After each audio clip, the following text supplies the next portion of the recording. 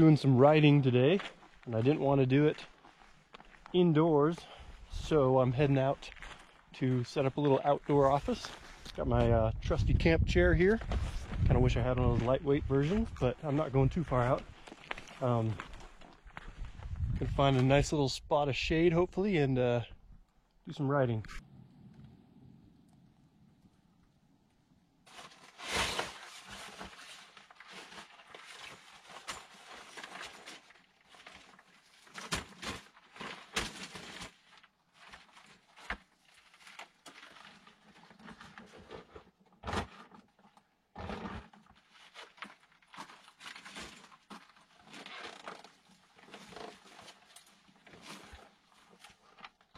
So I do prefer writing on my laptop. I can write faster on the laptop, so I can keep up with my brain when the thoughts start flowing.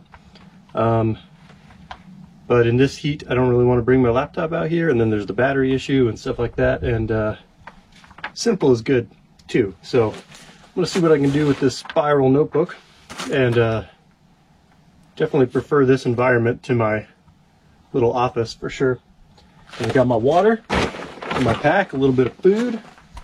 Should be good for a while here.